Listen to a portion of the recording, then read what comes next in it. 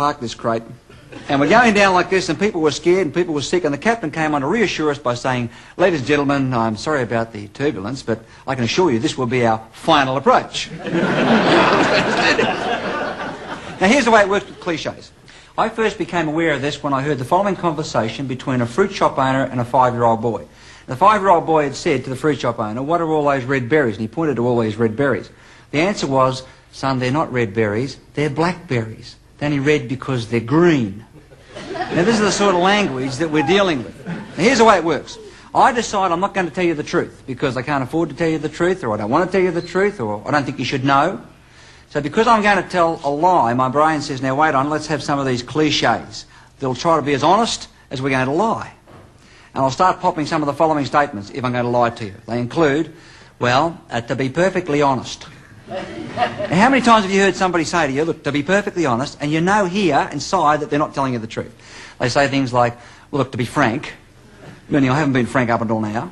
Look, in all sincerity, and then they stick the boot into you. And the granddaddy of all these is with all due respect. Now, what does that mean? They've got no respect, have they? Now, with all due respect, there's a softness. If I said, for example, Derek, you're a fool, he might come and belt me, and I can't afford to take that chance. So now I use a softener. I say, Derek, let me say, with all due respect, mate, that you're a fool. Now he starts thinking, well, at least Alan respects me for being a fool. So I've used a softener to manipulate it. Now, if it wasn't for these cliches, most politicians would not have much to talk about, am I right? Because anywhere between 50% and 100% of a political speech can be cliches. Now, some of the favourites include one that means, I resent that question. The cliche is, with a smile, let me make one point perfectly clear. At this point in time is a good one, because that means 5 minutes from now it's not true anymore. It's only at this point in time. Obviously is a good one. Now, obviously means if you don't agree with me, you're a fool, and clearly covers the same thing. One that's a joiner, joins together irrelevant thoughts that don't have anything to do with each other. And having said that, let me say this. Yeah. There's a very clever one that goes this way. I would say this. Now that's good because you're not saying it. Therefore there's no liability attached to it. You never did say it. There's no promise you ever will, but you would. You say to a leading political figure with the government, what's your opinion of the opposition leader? You might get the following response. Well, that's a good point you've raised there, Ellen. Let me make one point perfectly clear with respect to that statement. Having said that, I want to say this now and make it clear to all concerned, so there's no misinterpretation of the facts of what's been stated here today. That obviously, as I understand it to be the case, and don't quote me as having said that, but I believe and always will believe, with all due respect to the man and the question you've raised, and that question is, why did you want to know this, correct? What do you got? Nothing!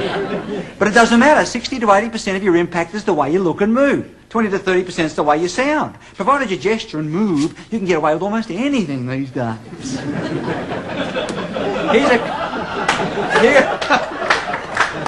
Here's a collection of some of the more popular cliches that you might hear. In other words, I want to tell you, we did not repeat. Did not, but obviously. Obviously, that goes without saying. And I want to say this to you. I think it's fair to say... There's nothing I can say. Let me just say, no, that is not true at all. I think you'll find that, We still believe, and I feel fairly confident, and always will believe. the reality is, And I again say, Well, clearly the government's in breach of the policy. but obviously. we have, for the time being, Considerable sympathy. At this point of time. We hope to reach a START agreement this year. let me first put the position as concisely as possible. I've got no doubt that we will have probably amongst the lowest rates of tax in the world without a consumption tax. Goodness only knows, I can't understand it. I don't think it's appropriate to speculate at this stage on that. In other words, I want to say, no, it's not dead. Obviously, there's a desire to discuss this issue. in other words, put it this way, I'll be around a long time, and I guess you'll be looking for me much more than even you're looking for me now.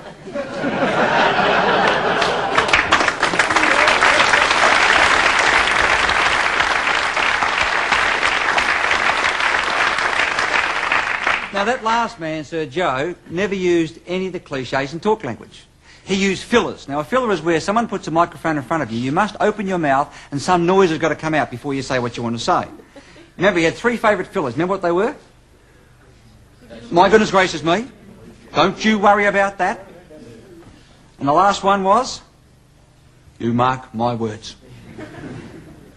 Now, you'd say to Sir Joe, what do you think about the government? Oh, you mark my word, don't you worry about that. My goodness me, they're crooks! So he calls a spade an axe, hits you on the head with it. I'm going to show you now a collection of cliches that he made up himself. We couldn't understand it, maybe you can. Made them move faster than a bee in a bottle. You mark my words, you mark my words. You can't chase two hares. You either leave one and lose the other. Everything's going ordinary, according to the way it ought to go, as far as I'm concerned. I'm not interested in talking of that silly nonsense. Because they shoot themselves in the feet and they shoot their own ship. They don't like me, they hate me. Just to take one look at them, you could sum them up. I wouldn't have them to tie up my shoestring. Goodness me. Yeah, you haven't woken up yet. I've been there, I'm there now, I know. The point is, there's no need to go into that today. Go and jump into the lake. I do not accept any blame. I never intend to, and never have to. You mark my words. Don't try and walk with a foot on each side of a barbed wire fence. It's pretty uncomfortable. Everybody take your right hand and hold it in front like this.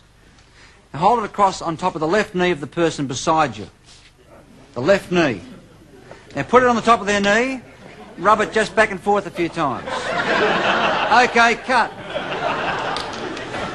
What you were doing then was using the ancient speaking tools of the hands. This is what we used to speak with before we learned to verbally speak. And you were placing it in an intimate zone. Now, there are certain places you can and can't touch people. Depends on your relationship. Depends on whether they're male or female. Let me demonstrate this. Can I ask you to come up here, please? Now, with a woman, for example, we know that studies show women touch each other from the hand to the point of the elbow is the prime touching zone, so they'll talk like this. The secondary touching zone is from there to there, and women can touch each other on the face. Okay, thank you. Come back up here, James. Oh. Yeah. So far you got your name right. Spelling's a bit rough there. That's it, do you jack it up? That's a good boy. Okay. One thing we know about research with men, particularly English-speaking men, the only place you can touch them as a man is between the elbow and the shoulder. That's it. Now, if, for example, he was a friend of mine, I could say he's a friend of mine and I really like him. I can touch him there and there. I couldn't say he's a friend of mine and I really like him. I'm not allowed to do that. All right, now where do you touch somebody you've just met, a stranger, who you want to impress and get on with?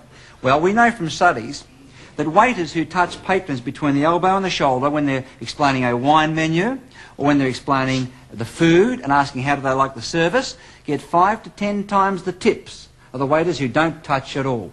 We know that librarians who ask the following question, you will have the book back on time, won't you? When they touched in this neutral touching zone from here to here, got 4 times the response rate than those who didn't touch at all. So this is a neutral touching zone. Okay, how do you spell milk before you go? Oh, I couldn't tell you that. He's not going. What about touching on top of the head? How do you feel when someone does this to you? Now, head touching is a very demeaning gesture, and people still do it to kids. There are only certain people who are allowed to touch us on the head in English-speaking society. Now, never touch Chinese on the top of the head. It's a religious insult. Have a look at this. You'll see people who can touch. Now, this man has the authority to touch. Touching on the head for blessing is a very ancient gesture. Now, it's something that we should avoid. Now, what happens when politicians start doing this sort of affair? They seem to be under the impression that everybody they touch will give them a vote. One touch, one vote. 2 touches on the one head, maybe you get 3 votes. But all politicians seem to do this everywhere. The more votes you want, the more you touch. And when you're really desperate for a vote, you can always go for the donkey vote.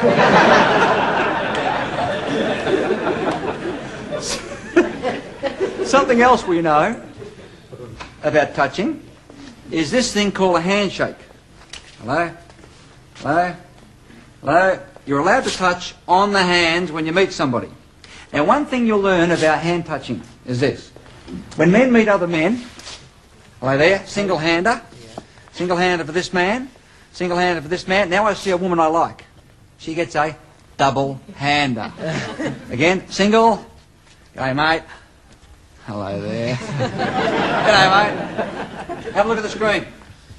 Here is somebody who has a reputation of being a ladies' man. Single-hander for Joe. Single-hander for this fella. Joe doesn't even want to know about that. Now, what's Bob Hawke when he meets Mr. Schultz in America? Single-handed. Now he meets his wife. Hello, darling, double-hander. Through the front door he comes, meets the woman in blue. She gets a double-hander. Another man who gets a single-hander, and he's not even looking at him. He's looking at the woman who gets a double-hander.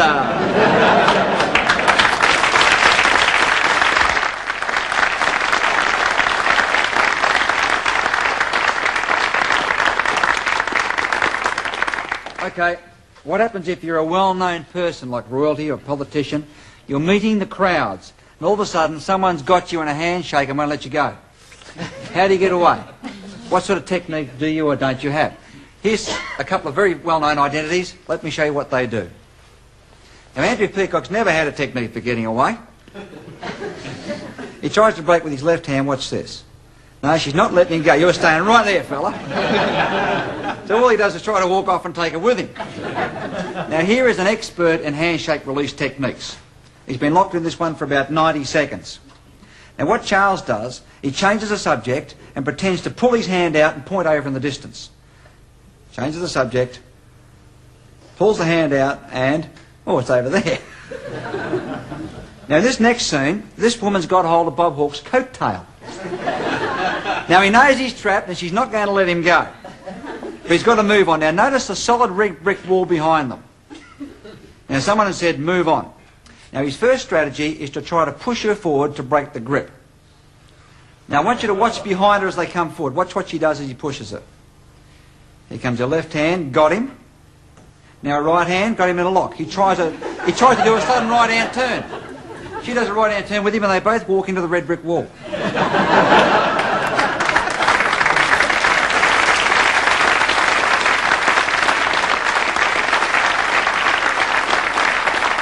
Now, it's also possible to learn someone's occupation through the style of handshake they've got. Can I ask you to come up here for a second, please? Thank you. No problem. For example, we found that research with the railways discovered they've got their own special handshake, as do the Sawmillers Association. Just last week we were talking with the Milk Marketing Board, the dairy farm. Give them a big hand, ladies and gentlemen.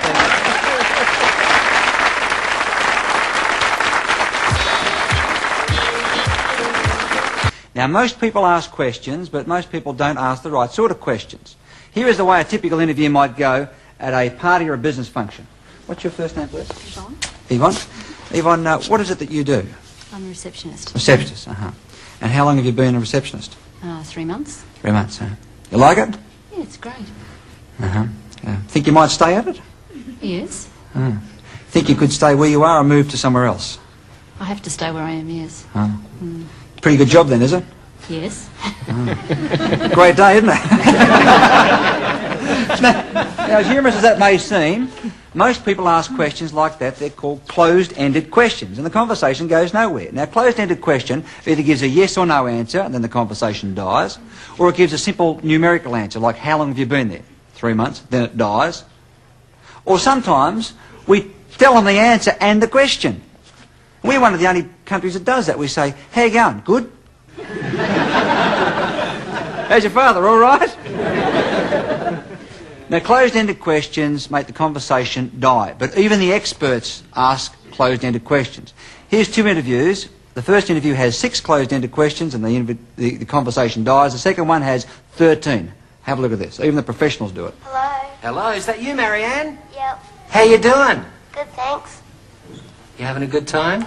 Yep. You got any idea who this might be? Yeah. Who is it?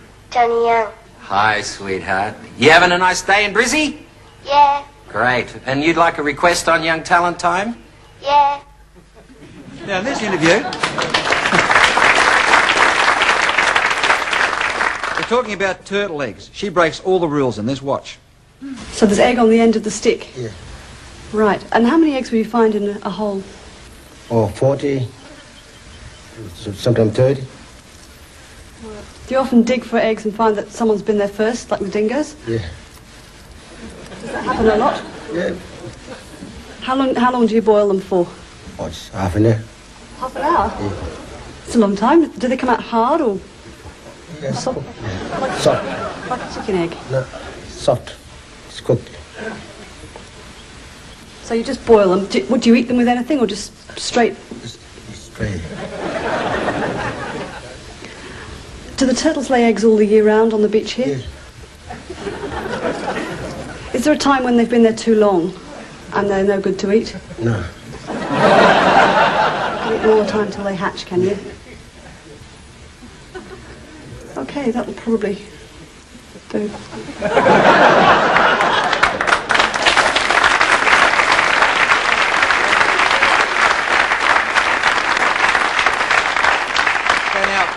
It's sad, but it's true. That poor fellow never had a chance to answer the questions because he had 13 closed-ended questions. The best type of questions to ask to get a conversation going are open-ended questions. Open-ended questions start with how, in what way, or tell me about it. Okay, Evan, you're a receptionist, is that correct? That's right. Okay, how did you get started as a receptionist? How to get started? There's an opportunity going at the new Westgate complex, and I took it. Yeah. And then you can see what's happening. Yeah, I've thrown in a start. bridge. Yeah, start. I've started with the question, how did you get started as a receptionist? Now, normally when you ask that question, you follow up with this type of very valuable movement. And you rub your hand on your chin. This encourages people to keep talking. And once they stop, you throw in a bridge. And the bridge can be, and then a very effective one is meaning. Now, if you can't think of anything to say, just say meaning, then it's their problem. Now, the good thing about questions, it gives you control of the conversation. Whoever is asking the questions is running and controlling the conversation. So what happens if someone's questioning you and they're controlling you and you don't want to you don't want to do it, you want to get away from it?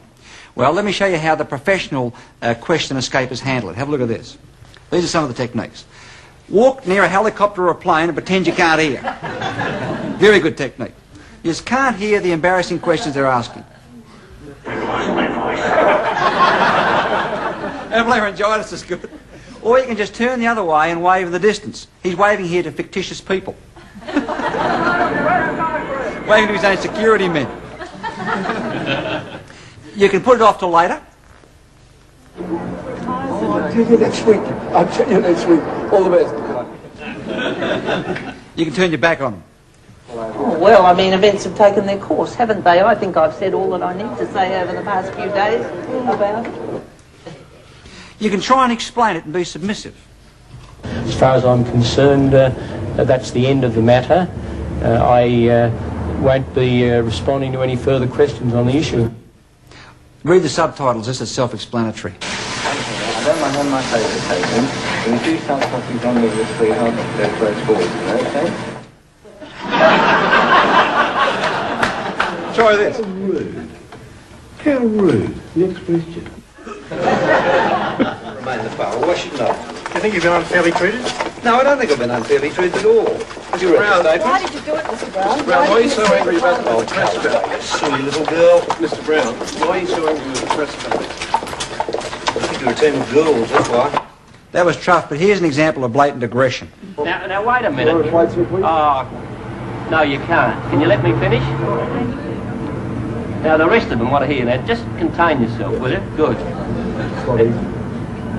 Well, if you find it difficult, just go away, because the others want to hear. If you can't have your difficulty by yourself. That's fine. Good. Okay.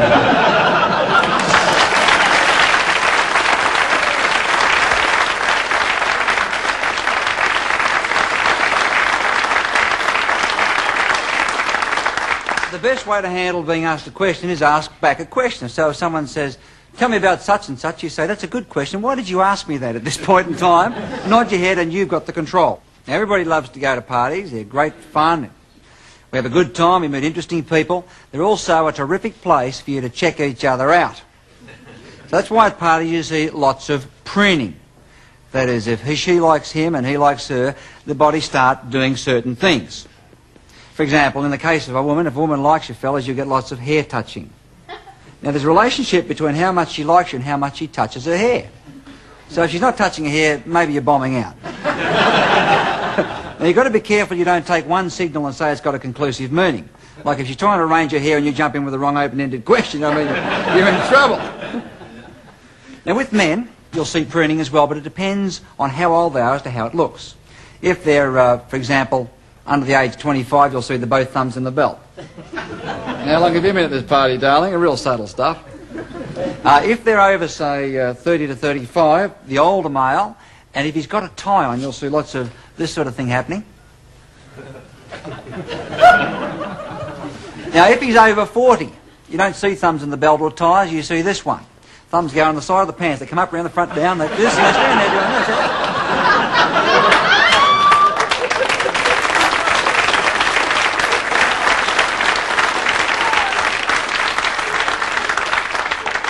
Let's now go to a party, see what we can see.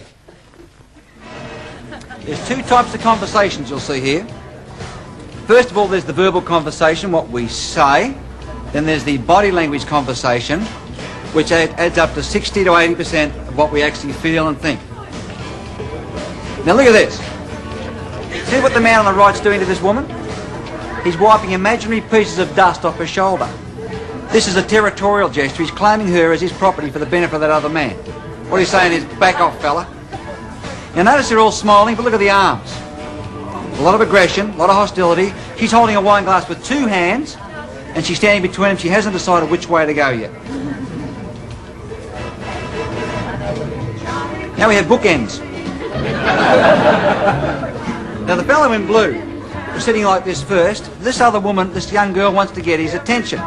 So she preens her hair and copies his body language. Smart move. She's also giving him a very good dose of the subtle shoe.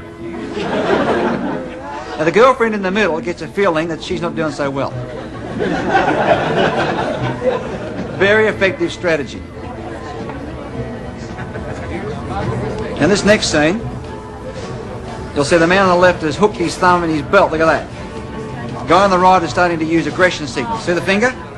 Now look at the woman. She's positioned herself so she's now facing the guy on the left. She's almost cut the other guy out. Now the guy on the right gets a feeling he's bombing out, but he doesn't know quite how. The man on the left is making his moves. Here's a couple of crutch displays. They're done for the benefit of that woman.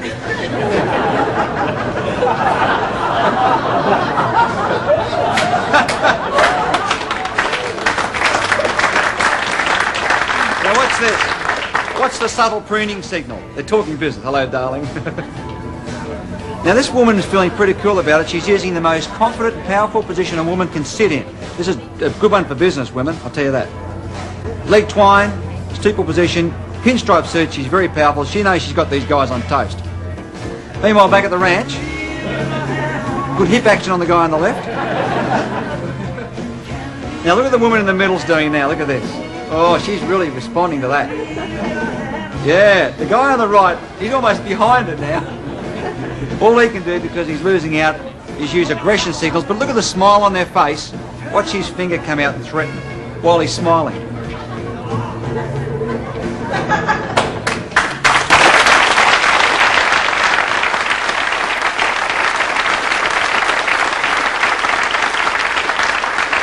Now, something else you'll see a lot of at parties is fellas wearing even.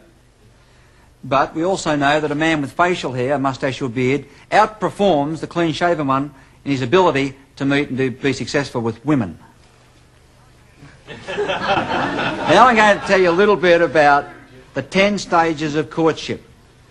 First 4 stages are, number 1 is eye contact. You meet someone's gaze, you hold it for a split second longer than is acceptable, sends a powerful signal. If that works, you go to stage 2, which is position. You get near enough to be able to go to stage 3, which is physical touch. Stage 4 is ask a leading question to test the water. Now you're going to meet Lee. Let me tell you about Lee. He was a quiet, introverted sort of guy, clean-shaven, 5'5". Never had much success with women at all.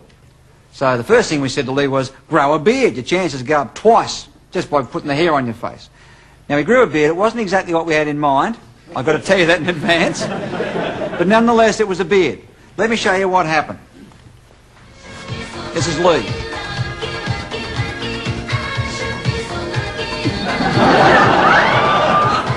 Stage 1, eye contact, achieved. Stage 2, position. This allows him to go to stage 3. Watch what he does. He's read the book, learned the rules, contact. Now, if you want to go to stage 3 of courtship with anybody you meet, get your hand out in front early. He holds it longer than is normally acceptable too. Everybody you meet at functions, get your hand out. You immediately get the access to stage 3 of courtship. Because if you don't shake hands, you've got to spend a bit of time figuring out how you're going to touch them without being formal. Now, you would have noticed that Lee was not in a good position. He was too far opposite. So his next strategy was to manoeuvre around to get beside her. Here's the way it went. Now he's going for stage 4. Notice where he's touching. Between the shoulder and the point of the elbow, the neutral touching zone. Now he's got to get that beard across and give her a good smell of it. He asked the open-ended question. Let's see what happens. The beard is working. Now what this means, fellas...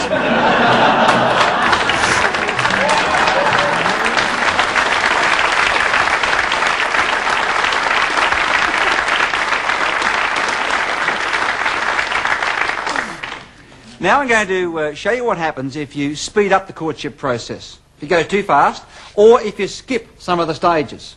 Now, if you skip some of the stages, they reckon you're fast. You're going to meet a woman... My mind's wandering, my tongue's following it. You're going to meet a man that practically every woman will identify with. Have a look at this. Every party has a fella that looks a bit like this. This is a man called, and that's not him, a man called the Party Sleaze. This woman's about to meet him. Here he comes.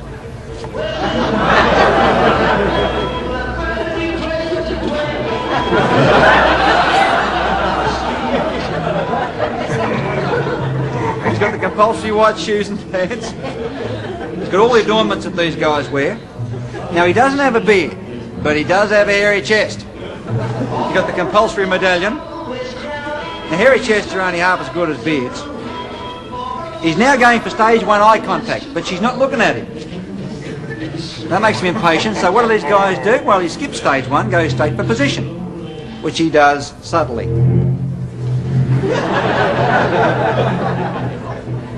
Stage 3, contact. Double hander.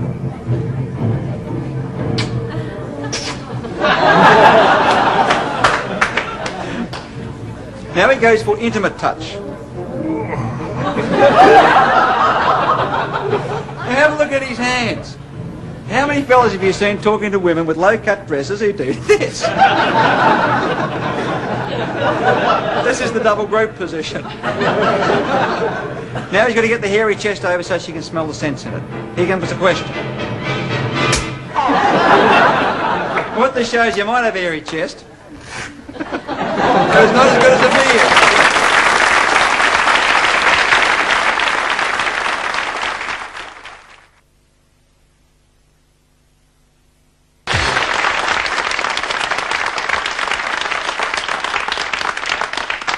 Now, studies show that in the first 4 minutes of seeing you, people form up to 90% of their opinion about you. That is, when they lay eyes on you, they pull out a big rubber stamp, and they wait for 4 minutes, and then they stamp you on the forehead with the stamp as to who they think you are. And they may take a long time, if ever, to change their opinion. This is called stereotyping. People do this to us, and we do this to other people. Now, stereotyping is important for the movies because, see, in a 1-hour lifestyle movie, for example, if you didn't know exactly who each of the characters were by the way they looked, you wouldn't know how the movie ran. They couldn't tell the whole story in that 60-minute period. So stereotyping is what we do to people. Now, let me show you how this works. I'm going to get some people out of the audience. Can I ask you? Can I please give me a big hand as they come up?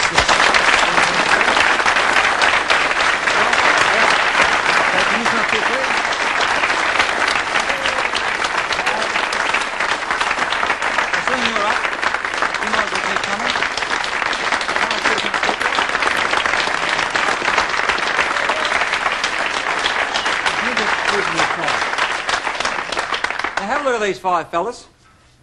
If you know any of them, I want you to forget you know them. Pretend you've never seen them before. Let's have a bit of a look at them now. Can I just ask you to undo your tie a little bit there, if you will, and just undo your top button. Now, let me say right now that these 5 men have no idea what's about to happen. Okay?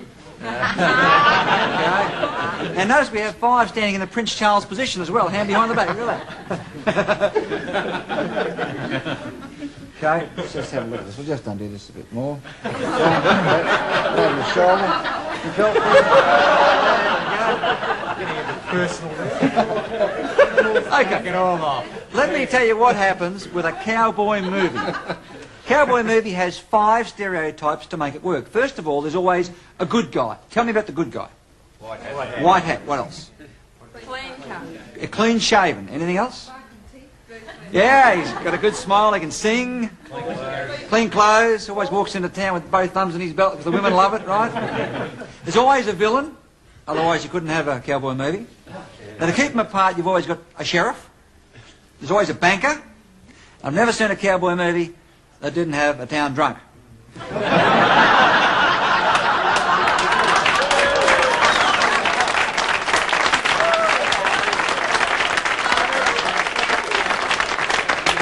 Now, what I want you to do with these 5 men, by applause, is to cast them into their roles in the cowboy movie as you think they fit it. We're going to start by looking for the good guy. You ready? Is that the good guy?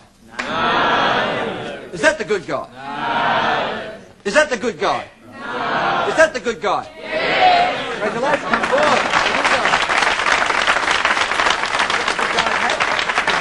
Back there. Have been the good guy, you'll get a copy of Talk Language because all good guys read those type of books. Okay, now we're looking for the villain. You ready? Is this the villain? No. Is this the villain? Yes. Sorry to say, can you just move along the end there, Dan, if you will, if you come and stand here. Because you're the villain, you'll get a copy of a book I think all villains need, which is called Everything Men Know About Women. Truth of the matter? Absolutely nothing.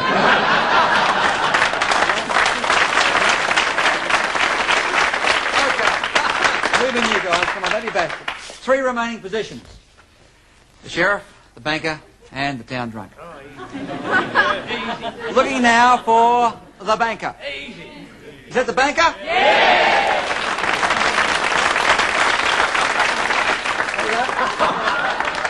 Because you're the banker, you'll get a copy of Right Language by myself and Paul Dunn. Come and stand up the end here, if you wouldn't mind, please, as the banker. Make this next choice very carefully. This next choice could affect the self-image of one of these 2 men. For one of these men is the sheriff, and one is the town drunk. Looking now for the sheriff. Is that the sheriff? Yeah. Is that the sheriff? Yeah. Is that the town drunk?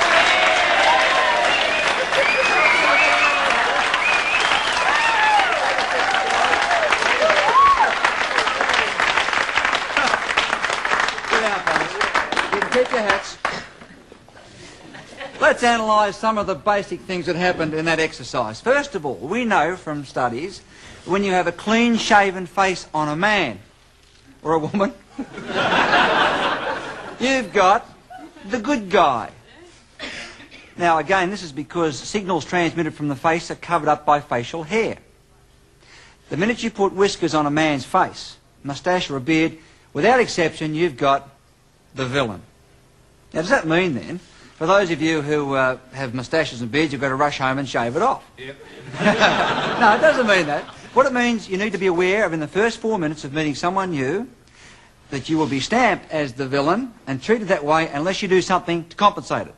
Such as smile, talk and touch between the shoulder and the elbow, which is the neutral zone. Say something, touch by handshaking. If you're introduced and you put your hands in your pocket and say nothing in the first 4 minutes, you've had it, you've been stereotyped. When you put glasses on someone, studies show that you are perceived as intelligent, studious, serious, trustworthy and reliable. So you've got the banker. Now, a simple strategy, if you need to look like that in a work environment, get glasses that have solid dark frames on them. That makes you look more intelligent, more studious. I'm not going to help you if you're the town drunk. As a matter of fact, I better give the town drunk his special prize.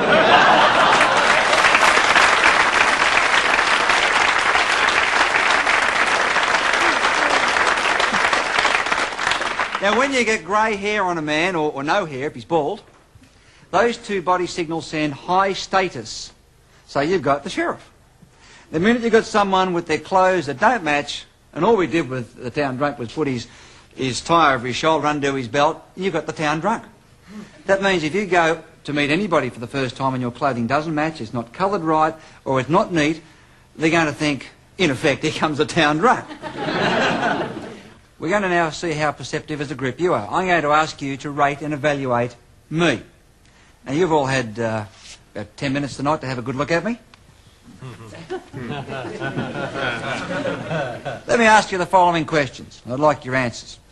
Do you believe that I'm more introverted or more extroverted in personality? What do you think?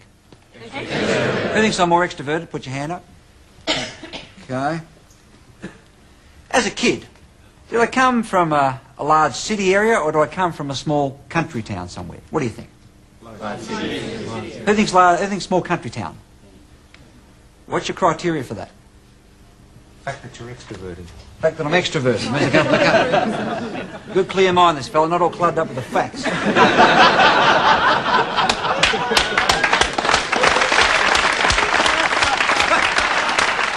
Who thinks I come from the city? Who thinks I come from a metropolitan area?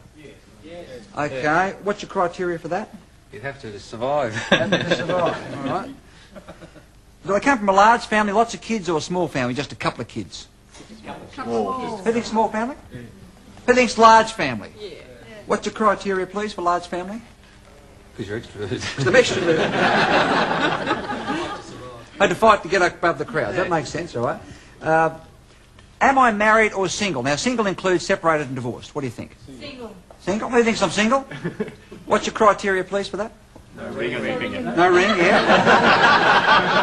Yeah, anything else? What's that? I look happy.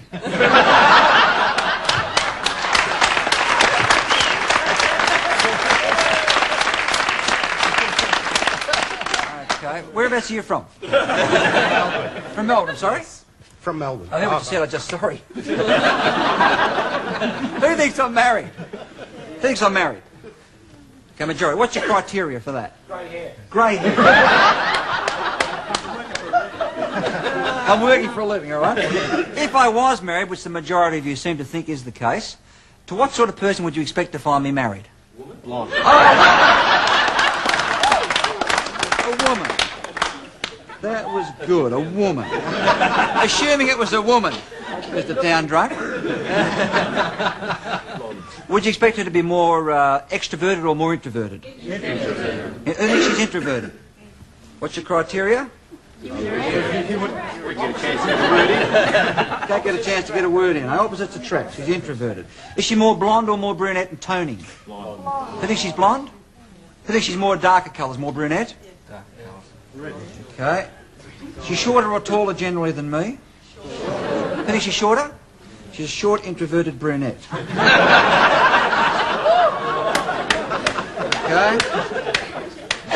If I was married to this short, introverted brunette, do we have any children? How many? Two. Two? Who thinks 2 or 3? 2. Okay. High school or primary school? Bit of both? That'd be a bit about it. University. Okay. Primary school. My office environment, is it fast-paced or slow pace? Fast. Who thinks it's fast? What sort of location is it in? Central business. Who thinks a central business district? Who thinks somewhere remote on the beach or in the country? Nobody? Okay. Do I work long or short hours? Long hours. What sort of sports, hobbies and recreation do I have? None.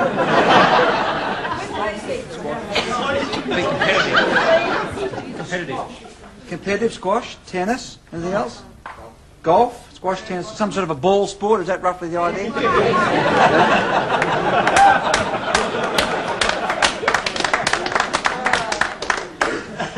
What sort of car do I drive? Porsche. Who thinks a BMW or Porsche or Jag? Some sort of imported European sporty car, okay. What colour? Red. Red or blue BMW style. Okay. How old am I roughly? Who thinks I'm 35 to 40? Put your hand up. Who thinks I'm 40 to 45? Anybody think I'm over 45? Anybody think I'm under 35? There was a free copy of body language going on there. Okay then, too late for that. Well, if you think I'm an extroverted fellow who came from the city as a kid, from a large family, lots of kids where I had to compete, I'm married to a short, introverted brunette. We have 2 to 3 children in primary school. I have a fast office environment. I work long hours. My office environment's in a central business district near the city. I play squash, tennis, or some type of a ball sport, which I get there in my blue or red BMW. I'm aged 40 to 40.